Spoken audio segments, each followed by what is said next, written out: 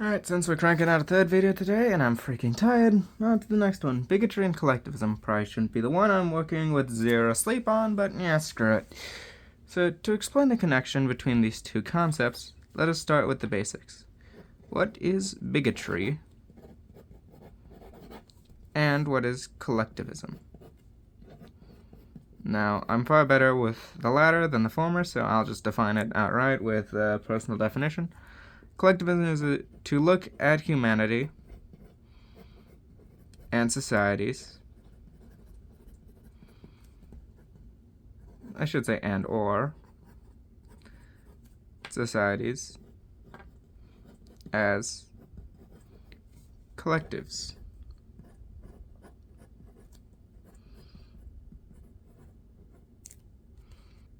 Meanwhile, bigotry is, and I decided to look up a definition for this just to make sure, it is intolerance or hatred for other groups.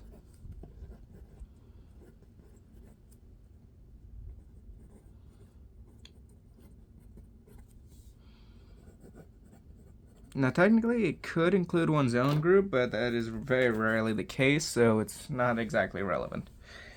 So we're going to ignore the self-hating people for now. Now, you might notice already where these two share their overlap. Bigotry relies on collectivist thought, or at the very least, some level of collectivism, because you cannot judge people by their groups negatively without grouping people into societies, into these collectives. For example, if you are an individualist, and I describe this person and I say, his name is Jeremy, and here are some descriptive traits of his. Just generic, standard dude.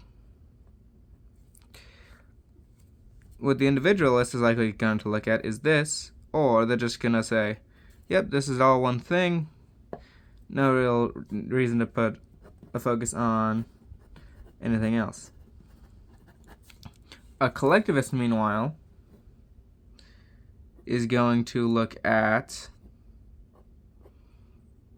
all of these and basically judge based on groups.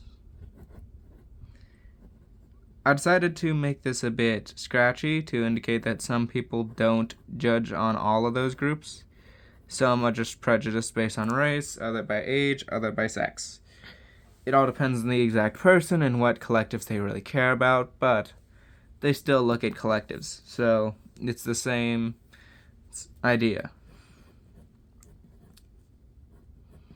They look at collective traits and try to group people together and judge them by those standards.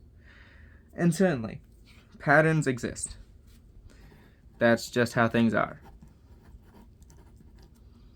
However, you are never going to be guaranteed in a pattern being correct. It's okay to say, okay, on average this group is like this, so if I meet a new person from this group, it's likely that they're going to behave like this, because sheer odds would say yes.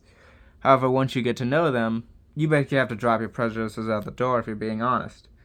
Because if they don't live up to those prejudices, or for whatever reason they are considered better than their prejudices that you would hold against them, then they are, well, their own people, completely absent of those things you hold against them.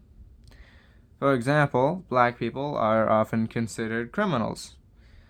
Now, they are on average more likely to commit crimes, that is true.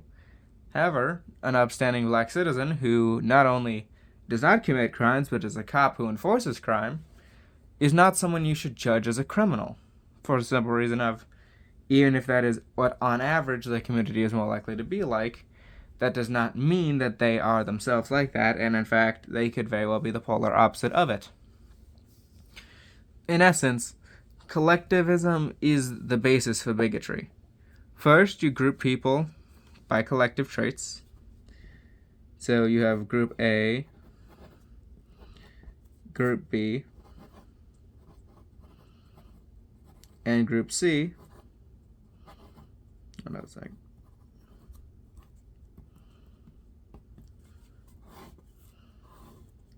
and they all have their populations, whatever they may be. Maybe Group B is a bit more popular than the others. And they all have general traits.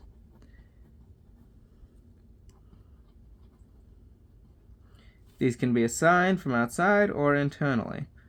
But the same truth is, they are traits assigned on a whole group, despite only being relevant to the average amount. Could be a supermajority, but still, it's rarely, if ever, 100%. Short of, oh yeah, white people have less melanin than black people. That's kind of how race works in terms of skin. Like, outside of the basic things that define them as groups, there's very little that they actually share, guaranteed. And so, a bigot will look at these traits and say, good or bad, and weigh them from there, sometimes forming hierarchies, where, say, Group B is at the top, followed by Group A, and then Group C. In fact, this is where we get the racial politics of the Nazis. What they did was they looked at society, they grouped everyone into collectives, so they said Slavs are one thing, Jews are another, Gypsies, Germans, though they often said Aryans at first, trying to basically form a sort of pan-European idea. Didn't really work, but they tried, especially with the northern Germans. And then they had, of course, the Latins and the Mediterranean peoples, the Arabs, and all those different groups. And they basically tried to sort them into a racial pyramid based on how close they were to the Aryans, who they considered to be the superior race. Needless to say, Nazi race science is crazy, and I'm not going to get into it fully because, well, freak, I'm not insane. But, needless to say, the basis of bigotry relies on this collectivist thought, at least to some extent. You cannot say all black people are like this without at some point grouping black people into a collective and then judging them for it. If you don't judge people as collectives, you cannot make specific groups deemed as worse or better, because that requires, by its very nature, collectivist thought. Now, you can still judge people as an individual and say, okay, that guy's an idiot, that guy's smart, da-da-da-da-da. But if you're talking about pure bigotry, that basically requires collectivist thought. Without it, you have no way of getting the hatred towards a group, because it requires group thinking. That's a group, they are like this. We are a group, we are like this. So on and so forth. It's also why we see with bigoted peoples, especially, a tendency towards collectivist ideology. For example, for minorities, it's often communism, because they believe they're going to get more property as a result of working with people in the communist movement. For the majority, it's usually fascism. This is because they wish to maintain a sense of order and national identity, and so do so by putting it under the state. And we see this in a number of countries. For example, you have the communists in, well, honestly, just pick a state, really. But, for example, you have the Kurds in Turkey. They grasped onto communism quite easily, and they were notoriously a minority who the Turks tried to wiping out, my lord. And, for an example of fascism coming from the majority, well, let's see, Mussolini's Italy, the Falange in Spain, the Nazis. Yeah, there's a pretty easy one for the majority, honestly. But for the Americans watching, two good examples would be the Black Panthers and other similar mass groups during the 60s, and the Silver Legion during World War II. Fascism largely died out past World War II because it was seen as evil and bad, but for a while there were a lot of people in the majority, especially the autarchic anti-New Dealer majority who said, maybe this fascism idea isn't so bad. I mean, look at those Nazis and how quickly they got out of the Depression. Through constant welfare spending, regular investments in infrastructure, and mass militarization, the Nazis did get out of the Depression relatively quickly by basically getting themselves into so much debt that they basically had to conquer other people's gold reserves in order to make it profitable.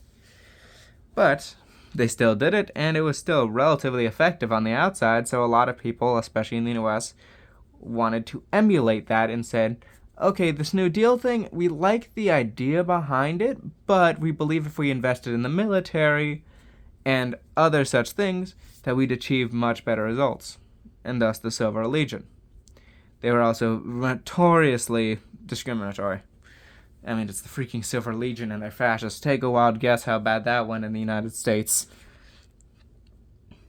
Now, again, you're still relying on collectivist thought. So, when someone says fascism involves individualism, they are full of nonsense. Plain and simple. Because fascism by its nature is statist and requires a collectivist thought.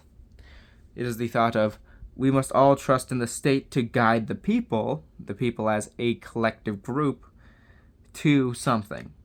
Whatever they think the best outcome is, that's where they want it to be, and they believe in the superiority of the state to do it. They also add in a lot of beliefs about autarky and self-reliance as well. On that, you have the natural fact that things like, for example, single-payer healthcare are often supported on the basis of this, since services deemed important must be controlled by the state, since the state knows best in their eyes. Communists are similar, just with a different perspective. They are not individualists by nature because they can't be.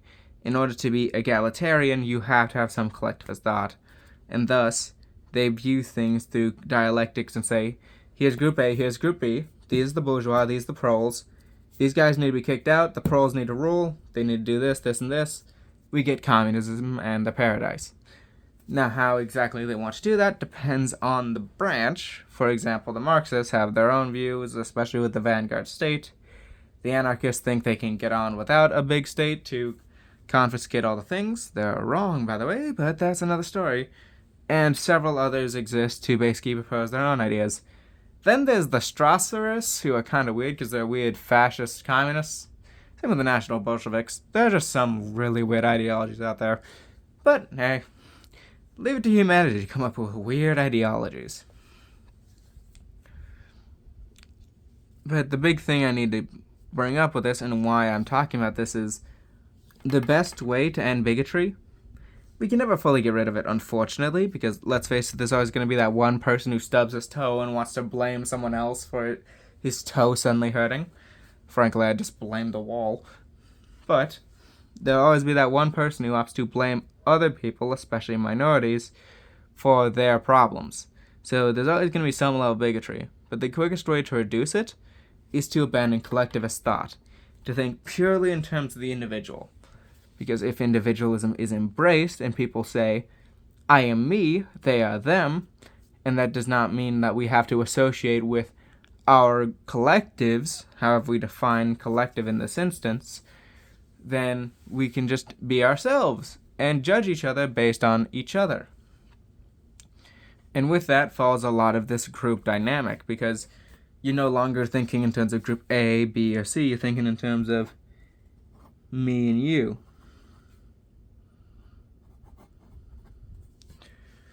And that is very important.